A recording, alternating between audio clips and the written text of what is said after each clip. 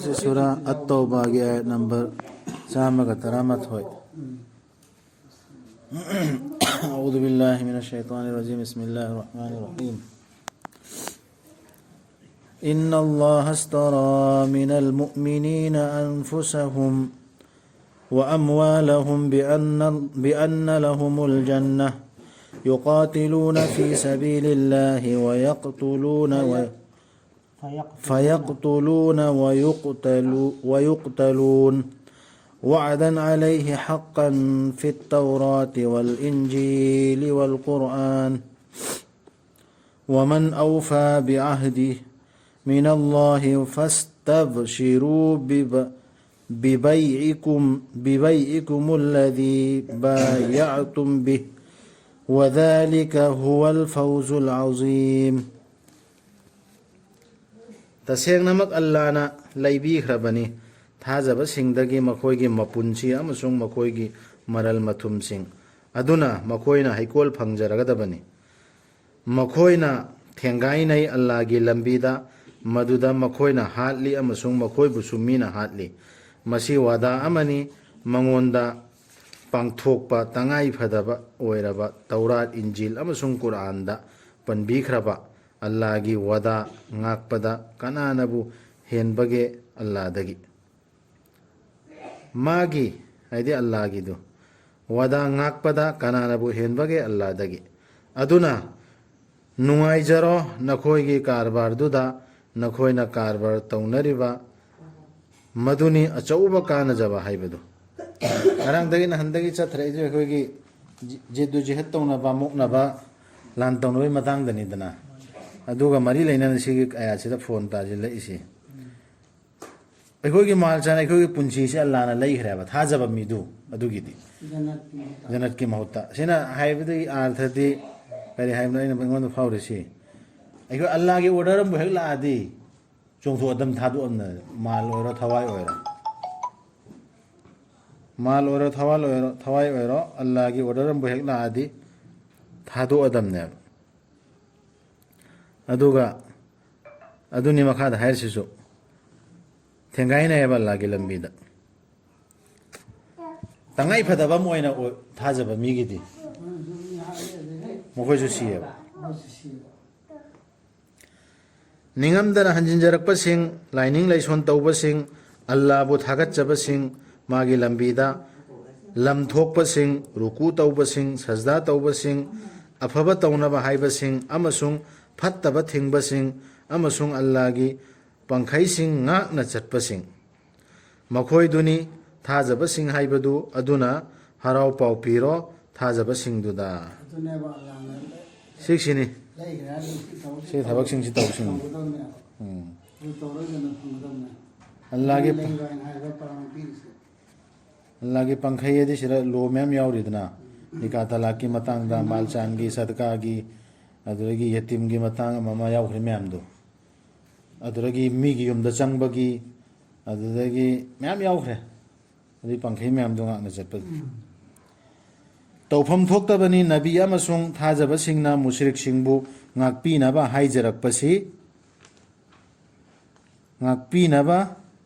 हाइजरकपसी ओइरबसु मखोयदु मरी मतासिंग मखोयदा मयेक सेंगलबा मतुंगदा मदुदी मखोयदुदी जहन्नमगी मैकोल दुदा लैरगदब सिंगनी हाइबसी सेंगना खंग मतुंगदा अल्लाह दा इस्तगफार तौबिबगी दरकार लैत्रे किमी ओरे होइसी चार खंग फोन इकार तौर इस्तगफार तौबे माइदा मक्ता कोकी न नीबा यारो सिगे मतंग सिदने कोपी नबा हाइजबदी याद्रे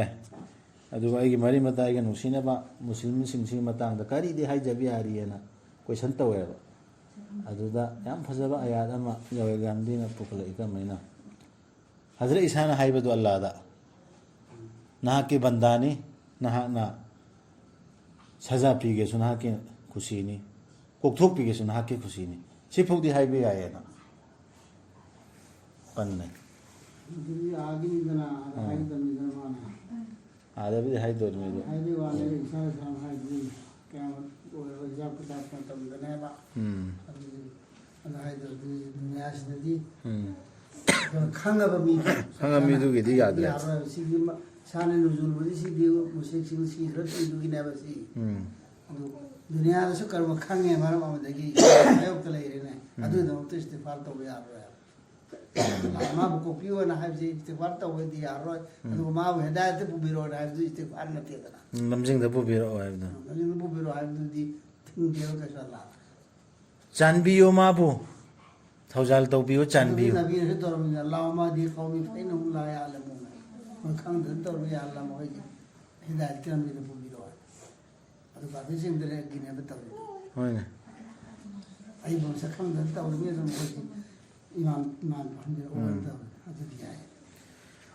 Ibrahim नमागी मापाबो ngakpinaba haijakibadudi sumnagi wada ama mana mangonda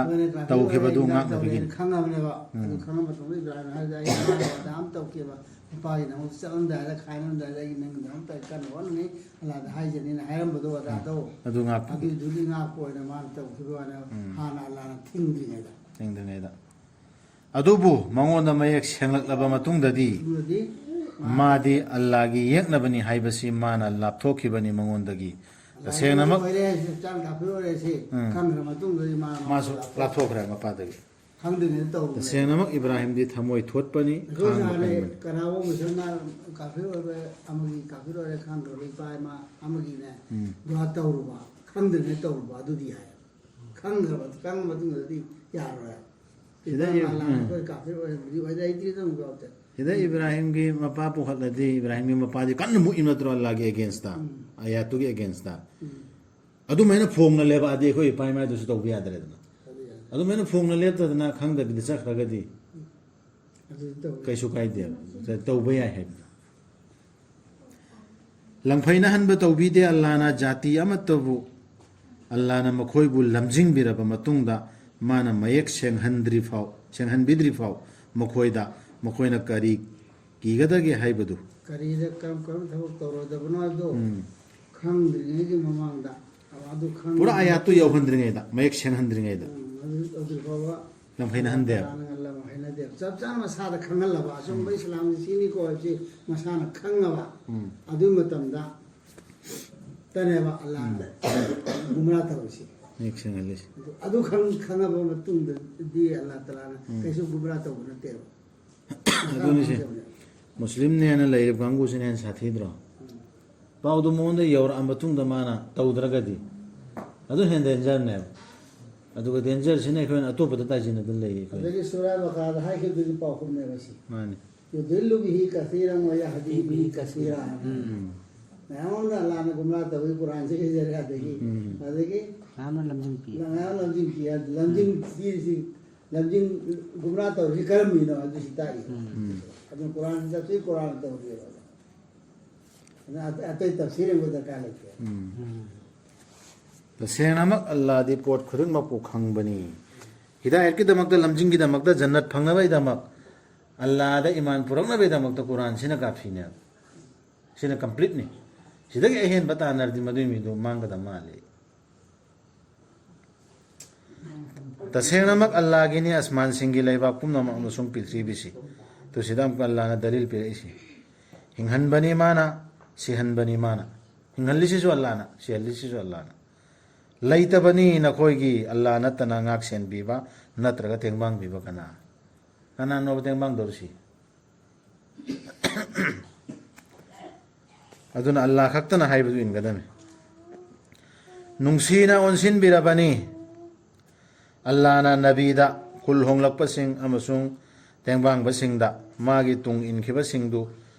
luraba pungphamda rasul gi tung in khib singdu aduna nungsin onsin bire ballan सो हिमान बोलो कॉपी ले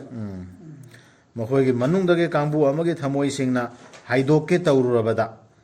अदुगी तुंगदा अल्लाह ना उनसिन बिरबनी मखोइदा हाइदोकेन से तौरुरेदना ngरang su yaukredana अदुरसु उनसिन बिरब दुई तुंगदा तसेनम अल्लाह दी मखोइदा नुंसी हैबनी कनबी हैबनी कोना मखोइसु मखोगी एंखिनी हाइकिदना अदुई एंग तौर अमगनी अफबा तोबा तौरपा अदुगो ओनसिन बिरबनी अहुम मदुदसु लैथदुना लेहौबा ꯂꯥꯟ ꯑꯝꯇ ꯊꯣꯛꯈꯤꯗꯕꯗꯨ ꯂꯩꯊꯗ ꯂꯩꯍꯧꯕ ꯃꯈꯣꯏꯗꯨꯅ ꯅꯤꯡꯉꯝꯃꯛꯈꯤꯗ꯭ꯔꯕꯅꯤ ꯑꯁꯨꯛ ꯌꯥꯝꯅ ꯃꯗꯨꯗꯤ ꯃꯥꯂꯦꯝ ꯑꯁꯤ ꯆꯤꯟꯅ ꯊꯣꯛꯂꯛꯈꯤꯕꯅꯤ ꯃꯈꯣꯏꯗ ꯌꯦꯡꯉꯨ ꯃꯈꯣꯏꯅ ꯇꯣꯕꯥ ꯇꯧꯔꯛꯈꯤꯕꯩꯅꯦꯕ ꯋꯥꯔꯛꯈꯤꯕꯗꯨꯒꯤꯅꯦꯕ ꯍꯧꯖꯤꯛꯀꯤ ꯂꯩꯊꯧꯕꯗꯨ ꯃꯥꯂꯦꯝꯁꯤꯗ ꯃꯈꯣꯏ ꯍꯦꯛꯇ ꯆꯤꯜꯂꯛꯑꯕ ꯑꯗꯨꯛ ꯆꯥꯎꯈ꯭ꯔ ꯃꯥꯂꯦꯝꯁꯤꯗ ꯑꯗꯨꯛꯀꯤ ꯃꯇꯤꯛ ꯃꯈꯣꯏꯒꯤ ꯇꯣꯕꯥꯗꯨ ꯑꯜꯂꯥꯍꯅ ꯁꯤꯗ ꯍꯥꯏꯔꯛꯏꯁꯦ ꯃꯁꯤꯅ ꯑꯁꯨꯛꯀꯤ ꯃꯇꯤꯛ ꯄꯥꯛ ꯆꯥꯎꯔꯕꯁꯨ ꯗꯨꯅꯤꯌꯥꯁꯤ ꯄꯥꯛ ꯆꯥꯎꯗ꯭ꯔꯣ ꯁꯤꯗ ꯃꯣꯏ ꯆꯤꯟꯈ꯭ꯔꯦꯕ ꯀꯌꯥꯝ ꯋꯥꯈꯤꯕꯅ ꯍꯥꯏꯗꯣ ꯍꯧꯖꯤꯛꯀꯤ ꯑꯜꯂꯥꯍꯒꯤ ꯑꯣꯔꯗꯔꯗꯨ ꯄꯥꯡꯊꯣꯛꯎꯗꯣ ꯑꯗꯨꯒꯤꯅꯤ ꯑꯣꯟꯁꯤꯟꯕꯤꯔꯤꯁꯤ ꯑꯦꯂꯥꯟ ꯇꯧꯕ ꯊꯕꯛ ꯑꯃꯗ ꯁꯤ ꯊꯧꯕꯁꯤ ꯁꯤ ꯊꯧꯕꯗꯨ ꯃꯔꯝꯗꯤ ꯃꯈꯣꯏꯅ ꯄꯤꯌꯦꯕ ꯄꯤꯔꯁꯨ ꯑꯜꯂꯥꯍꯅ ꯀꯕꯨꯜ ꯇꯧꯈ꯭ꯔꯦ ꯑꯗꯨꯒ ꯃꯈꯣꯏꯅ ꯆꯞꯁꯤꯜꯂꯛꯈꯤꯕꯅꯤ ꯃꯈꯣꯏꯗ ꯆꯞꯁꯤꯜꯂꯛꯈꯤꯕꯅꯤ ꯃꯈꯣꯏꯒꯤ ꯊꯋꯥꯏꯁꯤꯡꯅ ꯅꯤꯡꯉꯝꯗꯅ ꯃꯩꯆꯥꯛꯀꯤ ꯆꯩꯊꯦꯡꯅ ꯅꯤꯡꯉꯝꯗꯕ ꯃꯩꯆꯥꯛꯀꯤ ꯆꯩꯊꯦꯡꯅ ꯑꯗꯨꯒ ꯃꯈꯣꯏꯅ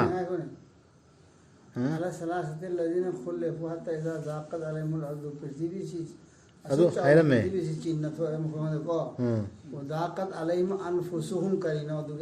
ꯑꯗꯨꯒ ꯃꯈꯣꯏꯗ ꯆꯞꯁꯤꯜꯂꯛꯈꯤꯕꯅꯤ ꯃꯈꯣꯏꯒꯤ ꯊꯋꯥꯏꯁꯤꯡꯅ ꯅꯤꯡꯉꯝꯗꯕ ꯃꯩꯆꯥꯛꯀꯤ ꯆꯩꯊꯦꯡꯅ ꯑꯗꯨꯒ ꯃꯈꯣꯏꯅ ꯈꯟꯖꯔꯛꯈꯤꯕꯅꯤ ꯅꯥꯟꯊꯣꯛꯇꯨꯅ ꯆꯦꯟꯐꯝ ꯂꯩꯇꯦ ꯑꯜꯂꯥꯍꯗꯒꯤ ꯃꯉꯣꯟꯗ ꯆꯦꯟꯁꯤꯟꯖꯕ ꯅꯠꯇꯅ ꯑꯁꯤ ꯈꯜꯂꯛꯑꯦ ꯃꯈꯣꯏꯒꯤ ꯇꯣꯕꯥꯗ ꯈꯜꯂꯛꯈꯤꯕ ꯁꯤꯒꯤ ꯇꯣꯕꯥꯁꯦ ꯑꯩꯈꯣꯏ ꯆꯤꯟꯐꯥ ꯄꯨꯒꯗꯝꯃꯦ ꯈꯪꯒꯗꯝꯃꯦ ꯁꯤꯒꯤ ꯇꯣꯕꯥ ꯈꯨꯇꯧꯁꯤ ꯁꯣꯏꯔꯨꯔꯗꯤ ꯏꯃꯩꯃ ꯀꯔꯥꯏꯗꯅꯣ ꯑꯩ ꯆꯦꯟꯒꯗꯧꯔꯁꯦꯅ ꯋꯥꯔꯛꯏꯃꯦꯕ ꯁꯤꯅꯦꯕ ꯇꯣꯕꯥ ꯍꯥꯏꯁꯦ ꯑꯁꯇꯛꯐꯤꯔꯨꯜꯂꯥ ꯅꯥ ꯄꯥꯏꯗꯨ ꯅꯠꯇꯦꯕ ꯊꯃꯣꯏꯗ ꯆꯥꯛꯄ ꯄꯣꯛꯄꯗꯨꯅꯤ ꯇꯧꯕ ꯍꯥꯏꯔꯁꯤ ꯑꯗꯨꯒꯤ ꯇꯨꯡꯗ ꯑꯣꯟꯁꯤꯟꯕꯤꯈꯤꯕꯅꯤ ꯑꯜꯂꯥꯍꯅ ꯃꯈꯣꯏꯅ ꯑꯣꯟꯁꯤꯟꯖꯔꯛꯅꯕ ꯃꯈꯣꯏꯅꯁꯨ ꯑꯣꯟꯁꯤꯟꯖꯔꯛꯅꯕ ꯑꯃꯨꯛꯀꯁꯨ ꯁꯤꯗ ꯄꯥꯎꯈꯨꯝ ꯄꯤꯔꯤꯁꯤ ꯌꯦꯡꯉꯨ ꯃꯈꯣꯏꯅꯁꯨ ꯑꯣꯟꯁꯤꯟꯖꯔꯛꯅꯕ ꯇꯁꯦꯡꯅꯃꯛ ꯑꯜꯂꯥꯍꯗꯤ ꯅꯤꯡꯉꯝꯗꯅ ꯍꯟꯖꯤꯟꯖꯔꯛꯄꯕꯨ ꯌꯥꯕꯤꯕꯗꯨꯅꯤ ꯀꯟꯕꯤ ꯍꯩꯕꯗꯨꯅꯤ ꯃꯈꯣꯏꯁꯨ ꯑꯣꯟꯁꯤꯟꯖꯔꯛꯅꯕ ꯃꯈꯣꯏꯅ ꯍꯥꯏꯕ ꯏꯜꯂꯛꯅꯕ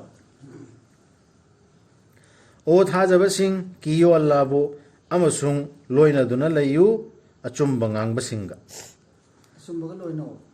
ꯑꯆꯨꯝꯕꯒ ꯂꯣꯏꯅꯧ ꯍꯥꯏꯔꯤ ꯇꯧꯐꯝ ꯊꯣꯛꯇꯕꯅꯤ ꯃꯗꯤꯅꯥꯒꯤ ꯃꯤꯁꯤꯡꯅ ꯑꯃꯁꯨꯡ ꯃꯈꯣꯏꯒꯤ ꯑꯀꯣꯏꯕꯗ ꯂꯩꯔꯤꯕ ꯕꯗꯨꯁꯤꯡꯅ ꯃꯈꯣꯏꯅ ꯂꯩꯊꯍꯧꯕ ꯍꯥꯏꯕꯁꯤ ꯑꯜꯂꯥꯍꯒꯤ ꯔꯁꯨꯜꯒꯤ ꯇꯨꯡꯗ ꯅꯠꯇ꯭ꯔꯒ ꯍꯦꯟꯅ ꯂꯨꯅ ꯂꯧꯕꯁꯤ ꯃꯈꯣꯏꯅ ꯃꯁꯥꯒꯤ ꯄꯨꯟꯁꯤꯕꯨꯅ ꯃꯥꯒꯤ ꯄꯨꯟꯁꯤꯗꯒꯤ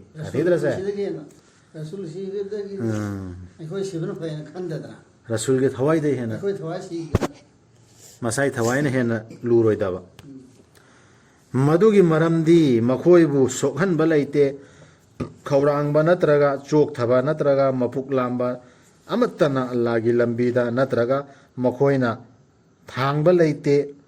ꯂꯩꯃꯥꯏ ꯊꯛꯇ ꯈꯣꯡꯄꯥꯛ ꯑꯃꯠꯇ ꯊꯥꯖꯗꯕꯁꯤꯡꯕꯨ ꯁꯥꯎꯍꯟꯅꯕ ꯅꯠꯇ꯭ꯔꯒ ꯃꯈꯣꯏꯅ ꯅꯪꯍꯟꯕ ꯂꯩꯇꯦ ꯌꯦꯛꯅꯕꯗ ꯑꯁꯣꯛ ꯑꯄꯟ ꯑꯃꯠꯇ ꯃꯗꯨꯕꯨ ꯃꯈꯣꯏꯒꯤꯗꯃꯛ ꯏꯁꯤꯟꯕꯤꯗꯕ ꯑꯐꯕ ꯊꯕꯛ ꯑꯃ ꯑꯣꯏꯅ ꯈꯥꯡꯉꯨꯔꯤꯕ ꯃꯌꯥꯝꯗꯣ ꯆꯤꯡ ꯃꯥꯟꯗ ꯁꯝꯃꯒ ꯇꯧꯔꯨꯔꯤꯕ ꯃꯌꯥꯝꯗꯣ ꯑꯜꯂꯥꯍꯒꯤꯗꯃꯛ ꯊꯣꯛꯎꯔꯤꯃꯦꯕ ꯑꯗꯨꯒꯤꯗꯃꯛꯇ ꯑꯜꯂꯥꯍꯅ ꯃꯥꯡꯍꯟꯗꯦꯕ ꯏꯜꯂꯥ ꯀꯨꯇꯤꯕ ꯂꯍꯨꯝ ꯃꯣꯏꯒꯤꯗꯃꯛꯇ ꯏꯗꯅ ꯊꯝꯗꯕ ꯂꯩꯇꯦꯕ ꯇꯁꯦꯡꯅꯃꯛ ꯑꯜꯂꯥꯍꯅ ꯃꯈꯣꯏꯅ ꯈꯣꯡꯀꯥꯞ ꯂꯣꯏꯅ ꯏꯔꯤ ꯍꯥꯏ ꯇꯁꯦꯡꯅꯃꯛ ꯑꯜꯂꯥꯍꯅ ꯃꯥꯡꯍꯟꯕ ꯇꯧꯕꯤꯗꯦ ꯃꯅꯥ ꯑꯐꯕ ꯇꯧꯕꯁꯤꯡꯒꯤ ꯃꯣꯏꯅ ꯆꯠꯈꯤꯕ ꯈꯣꯡꯀꯥꯞ ꯋꯥꯈꯤꯕ ꯅꯤꯡꯁꯥ ꯁꯣꯔ ꯄꯨꯝꯕꯗꯨ ꯂꯣꯏꯅ ꯑꯜꯂꯥꯍꯅ ꯏꯔꯤ ꯇꯁꯦꯡꯅꯃꯛ ꯃꯈꯣꯏꯅ ꯇꯧꯈꯤꯕ ꯂꯩꯇꯦ ꯈꯔꯁ ꯑꯃꯠꯇ ꯈꯖꯤꯛꯇ ꯑꯣꯏꯔꯕꯁꯨ ꯌꯥꯝꯅ ꯑꯣꯏꯔꯁꯨ ꯅꯠꯇ꯭ꯔꯒ ꯃꯈꯣꯏꯅ ꯂꯥꯟꯈꯤꯕ ꯂꯩꯇꯦ ꯇꯝꯄꯥꯛ ꯑꯃꯠꯇ ꯃꯗꯨ ꯃꯈꯣꯏꯒꯤꯗꯃꯛ ꯏꯁꯤꯟꯕꯤꯗꯕ ꯃꯈꯣꯏꯗ ꯃꯅꯥ ꯄꯤꯕꯤꯅꯕ ꯑꯜꯂꯥꯍꯅ ꯈ꯭ꯋꯥꯏꯗꯒꯤ ꯐꯕꯗꯨꯒꯤ ꯊꯥꯛꯇ ꯃꯈꯣꯏꯅ ꯇꯧꯖꯈꯤꯕꯗꯨ ꯊꯥꯖꯕꯁꯤꯡꯅ ꯆꯠꯊꯣꯛꯂꯣꯏꯗꯕꯅꯤ ꯄꯨꯂꯞ ꯄꯨꯟꯅ ꯈꯥꯏꯗꯣꯛꯇꯨꯅ ꯂꯩꯍꯧꯒꯗꯕꯅꯤ ꯊꯥꯖꯕꯁꯤꯡꯅ ꯆꯠꯊꯣꯛꯂꯣꯏꯗꯕꯅꯤ ꯄꯨꯂꯞ ꯄꯨꯟꯅ ꯈꯥꯏꯗꯣꯛꯇꯨꯅ ꯂꯩꯍꯧꯒꯗꯕꯅꯤ ꯃꯈꯣꯏꯒꯤ ꯀꯥꯡꯂꯨꯞ ꯈꯨꯗꯤꯡꯃꯛꯇꯒꯤ ꯈꯨꯠꯄꯨ ꯑꯃ ꯙꯔꯃꯒꯤ ꯒ꯭ꯌꯥꯟ ꯇꯥꯟꯁꯤꯟꯅꯕ ꯁꯤꯟ ꯂꯥꯡꯅꯕꯗꯨ ꯂꯣꯏ ꯆꯠꯀꯗꯕ ꯅꯠꯇꯦꯕ ꯑꯗꯨ ꯁꯤꯟꯒꯗꯧꯔꯤꯃꯦ ꯂꯤꯗꯔꯗꯨꯅ ꯑꯃꯤꯔꯗꯨꯅ ꯃꯈꯣꯏꯅ ꯄꯥꯎꯃꯦꯟꯅꯕ ꯃꯈꯣꯏꯒꯤ ꯆꯠꯈꯤꯕ ꯃꯤꯁꯤꯡꯗꯨꯅ ꯃꯈꯣꯏꯗ ꯍꯜꯂꯛꯂꯕ ꯃꯇꯝꯗ ꯃꯈꯣꯏꯁꯨ ꯆꯦꯛꯁꯤꯟꯖꯅꯕ ꯑꯣ ꯊꯥꯖꯕꯁꯤꯡ ꯊꯦꯡꯒꯥꯏꯅꯧ ꯊꯥꯖꯗꯕ من كل فرقة منهم طائفة ليتفقهوا في الدين ولينذروا سيدي ไขดกตัวน่ะเลยเฮาก็ได้บนี่มาคอยกีกังลุกขุดิ้งมักตะกีขุดปูอามาดาร์มากีญาณตันสินนะบะดาร์มาตุตัมนะบะ في قاتم نما ฟิกาตัมนะบะกุรานสิตัมนะบะฟิกตุตัมนะบะกุรานกีขันทับตุอดุตัมนะบะ कुरान की समझ दो कुरान की आज्ञा दो तमाम मी खरे ले होगो द बनाया अदु तसोएगा अदु तमुगो द बनाया तमुरगा हलक पमीसिन हलएगा मगना लियोन जेरो कौम हम होगी कौम दुबो सेक्शन वा हाय เซ็กชันว่าให้นะโอ้ยเซ็กชันจะนะบะโอ้ท่าจะเป็นสิ่งแทงไงนะท่าจะเป็นสิ่งที่มนุษย์ตะกี้นะคอยกะนักนั่นอะไรเป็นสิ่งดูกะเผาหันลูมาคอยด้านนะคอยกีสาธีบดูขังงูอัลลาดีลู दिन तम थोपो और तो दिन के मान तो दिन तम थोपो और दिन लोने सोक से हाय दमते थोप गा मम्मी तो थोंग गदा दिन तम चली में हाय तो मोसे दिन तम अदुगा सिदले होदर से ले होगो दम ने अभी का अदम तब जमा लम दला और दी मोसे आसी नरी है คือไงนี่ कुरान न पाएगा โอ้ท่าจะเป็นสิ่งแทงไงนะท่าจะเป็นสิ่งที่มนุษย์ตะกี้นะคอยกันนักนั่นนะอะไรเป็นสิ่งดูกะ और तमुरी तो हमको हलेगा ताकत हमको ตาก็ได้ไหมเผา เผาหันลูมาคอยด้านนะคอยกีสาธีบดูขังงูอัลลาดีลอยนบีวันนี้จุ่มนะจัดจะเป็นสิ่งกะ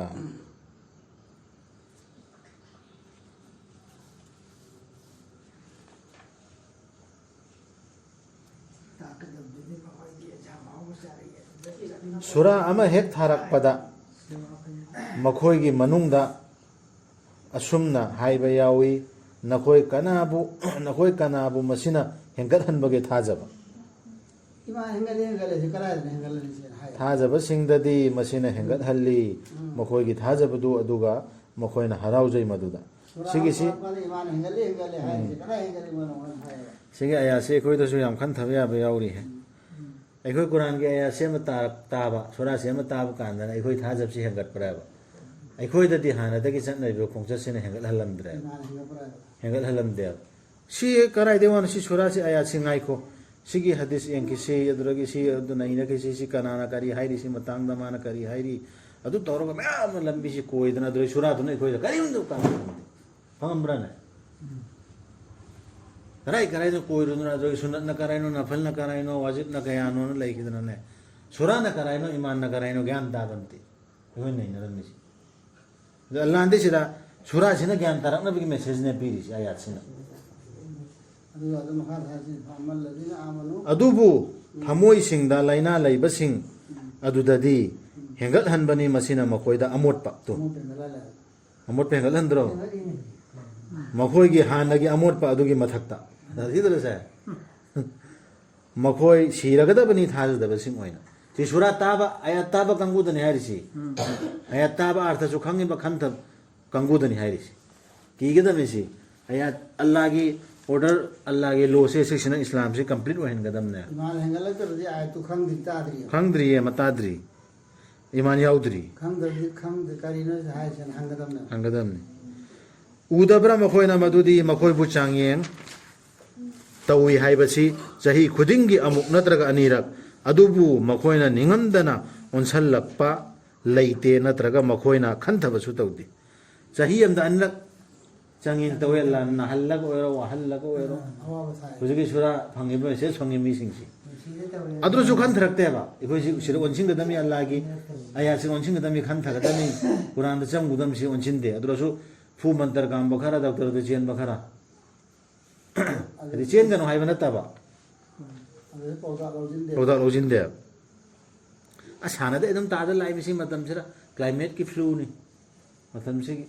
hai ba gangu ama ha लोग अरुण में lo arung matam ni ऐसा सीन जाना उन जगह से aduga sura ama thadarakpa khudingda yengnai makoi amaga aduga hai nakoi bu u khrabra kana gumbana adudagi makoi chatki leithoktuna sum mi ju am yaurin नबी के मनाते हम बिसिंग दो quran tar rusi ऊपरी मोन हारे सलो नाम तो hai quran gi daras yaurus quran tar rusi mi yahuda brakana kana u khiyana khan ba yauram moidra ne ha यारो मध्य है वा यारो बोल natti aikhoi di mem theng na ramina hai di ꯌꯥꯎꯔꯝꯃꯣꯏꯗ꯭ꯔꯅꯦ ꯍꯪꯕ ꯑꯃ ꯄꯣꯛꯑꯦꯕ ꯍꯛꯆꯥꯡꯗ ꯅꯕꯤꯒꯤ ꯃꯇꯝꯗ ꯌꯥꯎꯈ꯭ꯔꯤꯃꯤꯅ ꯍꯧꯖꯤꯛ ꯀꯔꯝꯍꯥꯏꯅ ꯌꯥꯎꯔꯣꯏꯗꯣꯏꯅꯣ ꯀꯌꯥꯃꯨꯛ ꯂꯩꯗꯣꯏꯅꯣ ꯂꯩꯊꯣꯛꯍꯟꯕꯤꯈ꯭ꯔꯦ ꯑꯜꯂꯥꯅ ꯃꯈꯣꯏꯒꯤ ꯊꯃꯣꯏꯁꯤꯡꯗꯨ ꯃꯔꯝꯗꯤ ꯃꯣꯏꯗꯤ ꯍꯔꯥꯎꯔꯦ ꯂꯩꯊꯣꯛꯍꯧꯔꯦꯅ ꯑꯗꯨꯗꯤ ꯁꯔꯐ ꯑꯜꯂꯥꯍꯨ ꯀꯨꯂꯨꯕꯍꯨꯝ ꯃꯣꯏ ꯊꯃꯣꯏꯁꯨ ꯂꯩꯊꯣꯛꯇꯅ ꯃꯔꯝꯗꯤ ꯃꯈꯣꯏꯁꯦ ꯃꯤꯁꯤꯡꯅꯤ ꯚꯥꯞ ꯇꯥꯗ꯭ꯔꯕ ꯑꯗꯨꯒꯤ ꯚꯥꯞ ꯇꯥꯗ꯭ꯔ ꯃꯤꯗꯨꯒ ꯑꯩꯒ ꯀꯣꯛ ꯆꯥꯛꯅꯔꯒ ꯀꯔꯤ ꯀꯥꯟꯅ ꯐꯪꯒꯅꯤ ꯍꯥ ꯂꯥꯛꯂꯕꯅꯤ ꯅꯈꯣꯏꯗ ꯔꯁꯨꯜ ꯑꯃ ꯅꯈꯣꯏ ꯅꯁꯦꯜꯒꯤ ꯃꯅꯨꯡꯗꯒꯤ ꯋꯥꯖꯩ ꯃꯥꯅ ꯔꯁꯨꯜꯒꯤ ꯑꯌꯥꯠꯅꯤꯁꯤ ꯔꯁꯨꯜꯁꯤ ꯗꯨꯅꯤꯌꯥꯁꯤꯗ ꯊꯥꯕꯤꯔꯛꯄꯁꯦ ꯍꯖꯔꯠ ꯃꯨꯍꯝꯃꯗ ꯁꯜꯂꯜꯂꯥꯍꯨ ꯑꯂꯩꯍꯤ ꯋꯁꯜꯂꯝ ꯊꯥꯕꯤꯔꯛꯄꯁꯦ ꯁꯤꯒꯤꯁꯤ ꯅꯤꯡꯁꯤꯡꯅꯕ ꯑꯥꯏꯁꯤꯗ ꯍꯥꯏꯔꯤ ꯅꯈꯣꯏꯗ ꯀꯌꯥꯝ ꯌꯥꯝꯅ ꯀꯥꯟꯅꯕ ꯑꯣꯏꯕ ꯅꯈꯣꯏꯗꯃꯛꯇ ꯀꯥꯟꯅꯕ ꯍꯥꯏꯕꯤꯕ ꯔꯁꯨꯜ ꯑꯃ ꯊꯥꯕꯤꯔꯛꯁꯤꯅꯤ ꯍꯥꯏꯕꯗꯨꯅꯤꯗ ꯍꯥꯏꯗꯅ ꯂꯥꯛꯂꯕꯅꯤ ꯅꯈꯣꯏꯗ ꯔꯁꯨꯜ ꯑꯃ ꯅꯈꯣꯏ ꯅꯁꯦꯜꯒꯤ ꯃꯅꯨꯡꯗꯒꯤ ꯋꯥꯖꯩ ꯃꯥꯅ ꯅꯈꯣꯏꯅ ꯃꯥꯡꯖꯒꯗꯕ ꯑꯗꯨꯗ ꯑꯩꯈꯣꯏꯅꯁꯦ ꯃꯅꯨꯡꯗ ꯏꯟꯁꯥꯟ ꯑꯣꯏꯅ ꯂꯥꯡꯇꯛꯅꯖꯩ ꯃꯥꯅ ꯅꯈꯣꯏꯒꯤꯗꯃꯛ ꯊꯥꯖꯕꯁꯤꯡꯗ ꯅꯨꯡꯁꯤ ꯍꯩꯕꯅꯤ ꯃꯤꯅꯨꯡꯁꯤ ꯂꯩꯕꯅꯤ ꯊꯥꯖꯕꯁꯤꯡꯗꯅ ꯃꯤꯅꯨꯡꯁꯤꯁꯨ ꯂꯩꯕ ꯅꯨꯡꯁꯤ ꯍꯩꯕꯁꯨ ꯑꯣꯏꯕ ꯍꯧꯖꯤꯛꯀꯤ ꯔꯁꯨꯜ ꯃꯨꯍꯝꯃꯗ ꯁꯜꯂꯜꯂꯥꯍꯨ ꯑꯂꯩꯍꯤ ꯋꯁꯜꯂꯝ ꯑꯗꯨꯕꯨ ꯃꯈꯣꯏꯅ ꯂꯩꯊꯣꯛꯈ꯭ꯔꯕꯗꯤ ꯍꯥꯏꯌꯨ ꯑꯣ ꯃꯨꯍꯝꯃꯗ ꯑꯣꯛꯂꯦ ꯑꯩꯒꯤꯗꯤ ꯑꯜꯂꯥꯅ ꯂꯩꯇꯕꯅꯤ ꯂꯥꯏ ꯑꯃꯠꯇ ꯃꯥ ꯅꯠꯇꯅ ꯃꯉꯣꯟꯗ ꯊꯥꯖꯕ ꯊꯝꯖꯔꯦ ꯑꯩꯗꯤ ꯃꯥꯗꯤ ꯔꯕꯅꯤ ꯑꯆꯧꯕ ꯐꯝꯕꯥꯜꯒꯤ ꯁꯤꯁꯨ ꯍꯥꯏꯍꯜꯂꯤꯃꯤ ꯔꯁꯨꯜꯗ ꯑꯗꯨꯗꯩ ꯔꯁꯨꯜꯕꯨ ꯑꯣꯏꯕ ꯅꯨꯡꯁꯤꯕ ꯔꯁꯨꯜꯒꯤ ꯂꯝꯕꯤꯗꯨꯗ ꯆꯠꯄꯅꯦ ꯍꯥꯏꯔꯤꯕ ꯀꯥꯡꯕꯨꯗꯨ ꯑꯗꯨꯗꯤ ꯁꯤꯒꯤ ꯀꯔꯤꯁꯤ ꯆꯦꯟꯒꯗꯕꯅꯦꯕ ꯁꯤꯒꯤ ꯅꯨꯡꯁꯤꯠꯁꯤ ꯑꯣꯏꯕ ꯑꯣꯏꯅ ꯊꯥꯖꯕꯁꯤꯡꯗ ꯃꯤꯅꯨꯡꯁꯤ ꯍꯋꯥꯡꯒꯗꯕꯅꯤ ꯃꯥꯁꯤ ꯑꯗꯨꯗꯒꯤ ꯀꯣꯛꯄꯤ ꯍꯩꯒꯗꯕꯅꯦꯕ ꯌꯥꯝꯅ ꯆꯩ ꯄꯥꯏꯔꯣꯏꯗꯕꯅꯦ umat kita mau orang lain